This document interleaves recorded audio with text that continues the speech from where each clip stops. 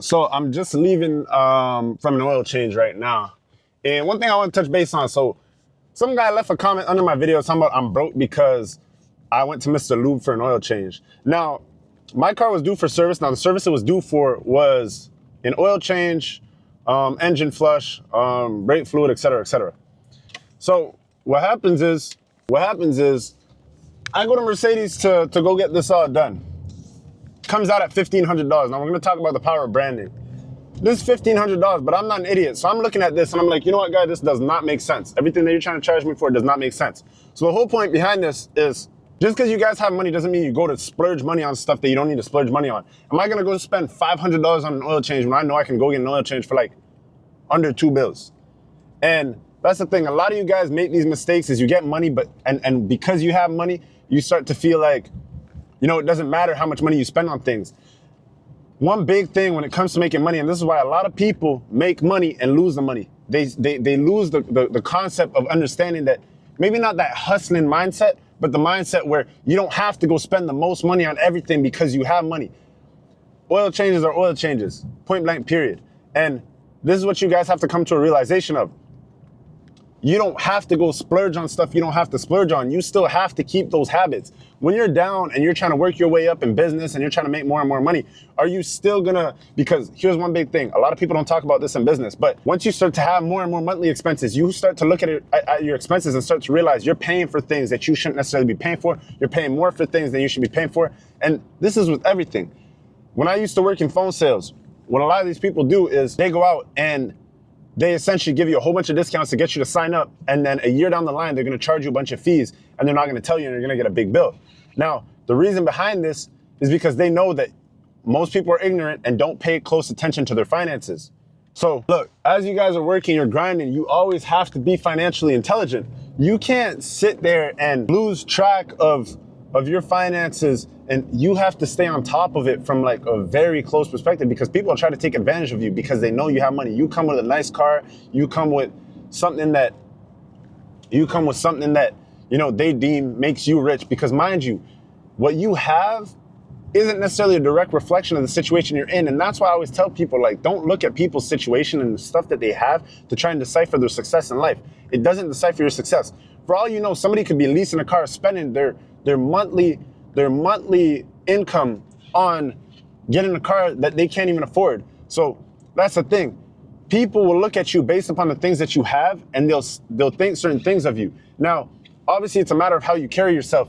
You're not gonna go in an expensive car and then be like, yeah, I'm rich. But the way that people are gonna perceive you and the way that people are gonna look at you is they're gonna try and take advantage of you. So you always have to have your head on your shoulders. Not only that, the people within your company, the people that you partner with, based on the amount of money that your company is generating, these people will try to take advantage of you.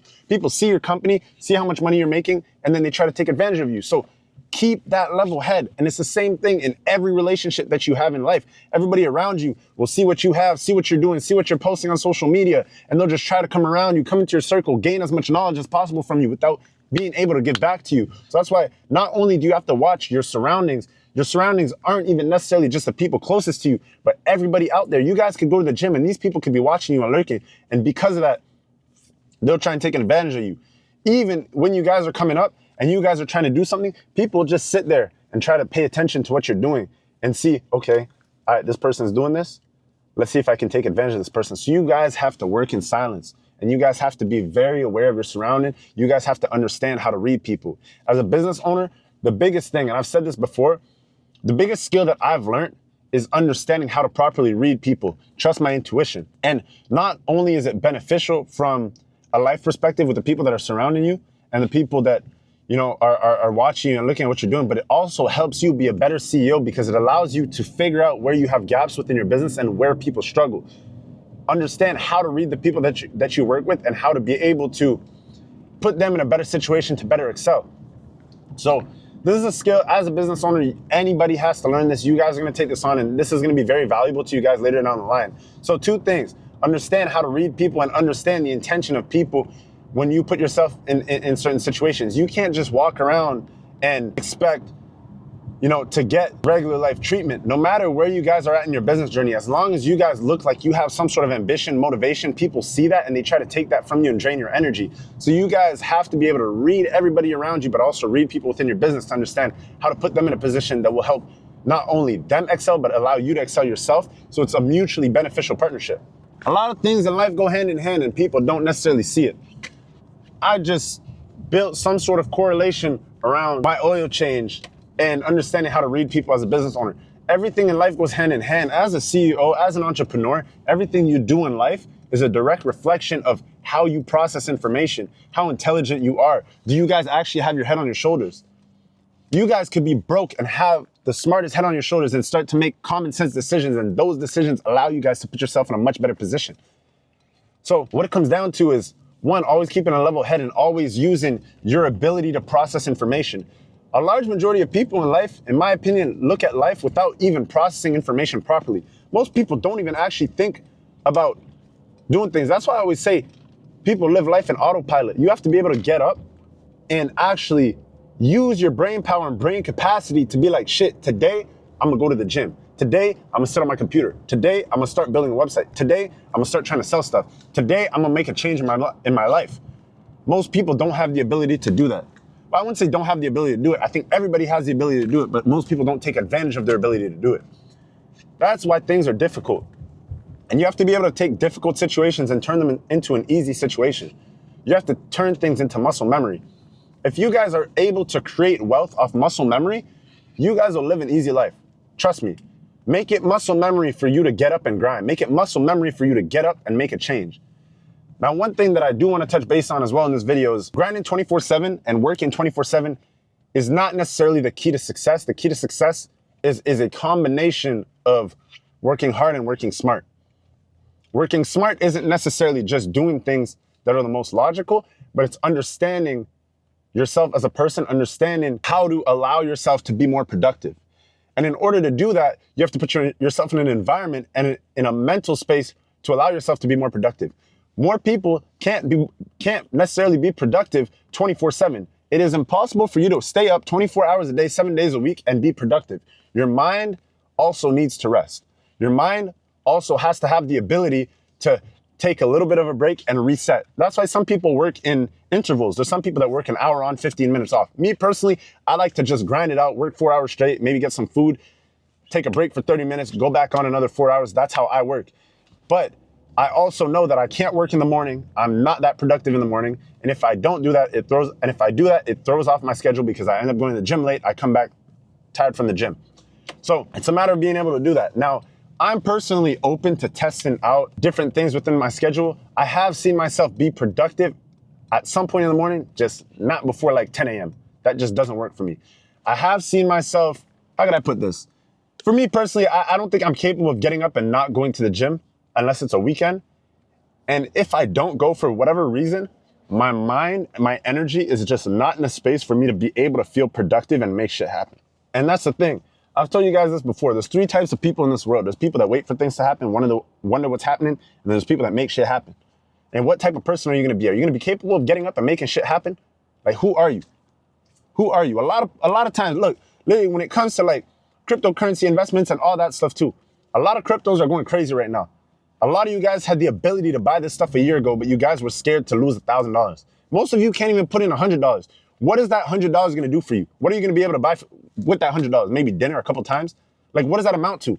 You guys are scared for nothing. If you lose the fucking $100, you lose the $100. What is that? What does it amount to for you? Absolutely nothing. You can go back to work, just grind. That's all you have to do. You guys are probably making anywhere between 3 to 5K a month. If you guys are working full time, you can afford to lose $1,000. You can afford to break even this month. Putting that money in your bank account and just having it in a savings account that's making 1% a year is not going to amount to anything productive for you. Understand how to put yourself in a position that makes a lot more sense. You guys are scared, and then now everybody's going crazy about this whole crypto bull run, but you guys are just sitting there like, shit, I had the opportunity to buy last year and I didn't. Why didn't you? Why didn't you? Were you scared? Were you lazy? Why didn't you? You're not knowledgeable. What does it matter? It's a risk worth taking. More often than not, it's a risk worth taking.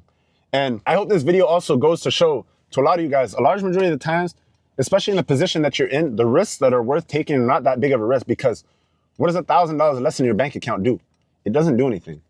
It's not that bad. $1,000 less.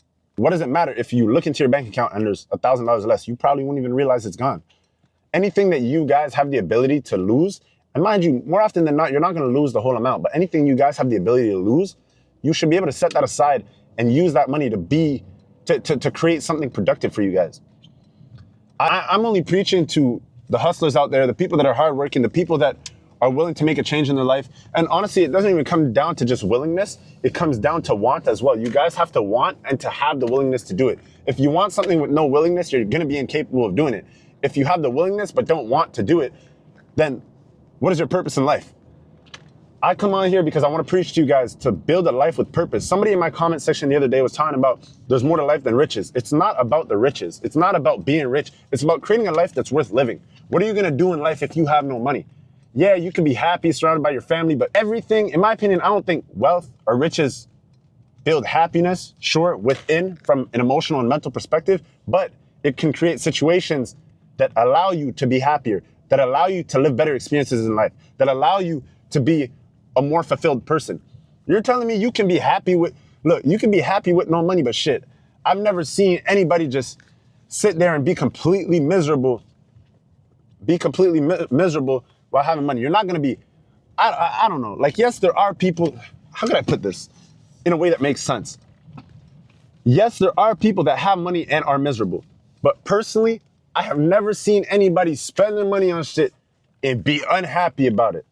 I've never seen anybody be able to provide for their family and be less happy than somebody that has money, than somebody that doesn't have money and can't provide for their family. Yeah, that's what I was trying to say. So, point in this being is, me personally, maybe money doesn't necessarily create happiness, but it is a vehicle that allows you to have situations and to put yourself in situations that will allow you to be happier in life. Trust me, you guys will be a lot happier with money than you would without money. And so, no, life isn't about riches. It's about feeling fulfilled. And how are you going to be able to create a life that's fulfilling for yourself and worth living if you can't even provide for the people that are around you? You can't even go pay for that little one vacation that you guys want to go on. You can't even have, a half decent car that you guys will feel happy with. Like, for me personally, I love cars. And because of that, I don't think that in my future, I'd be able to drive an average vehicle and just be happy with it. That's just not my style. And because of that, I need to be able to go out and generate wealth. I want to be able to have kids that enjoy getting up and going on car rides with me. That's what I want for myself. That's what's going to be fulfilling for me. So, yeah, being rich isn't necessarily for everybody. And my life isn't revolved around being rich. It's not that. What I want to be able to do is create opportunities and situations for everybody around me that will allow me to better other people's lives. That's how I see life. I don't see life from a personal gain perspective. I want to be able to uplift everybody around me. I'm a firm believer that anybody can achieve anything that they want to achieve and set out to achieve for themselves in life. It's a matter of you taking the initiative to want to do it. That's what I firmly believe, truthfully. In my mind, in my heart, and in my soul, that's what I believe. And because of that, I'm going to continue to grind and strive to create situations and opportunities for people that will allow people to be in that situation, because that's what creates fulfillment for me. And that's what helps facilitate life for other people. If I bring somebody into the company, or I start to partner with somebody or whatever it is, and I believe in them more than they believe in themselves, then shit, maybe they're not looking for that life fulfillment, and maybe it's just not a good partnership. I want to be able to know that your life is being fulfilled by us working together and partnering together. I want to be able to make everybody around me's life easier. Everybody that's watching this video, I hope for you guys' sake, you use this as some sort of sense of motivation to just get up and make some change in your life, do something in your life that you haven't done before, make yourself happier, whatever it is. I hope you guys can do that. I hope you guys can do that. I pray that you guys do that. And this is why I'm so consistent with these videos. I'm dropping these every single day for you guys, because I know there's somebody out there that's going to see this video and is going to take everything I'm saying into consideration and actually try to make a change in their life. So I hope that's you, bro.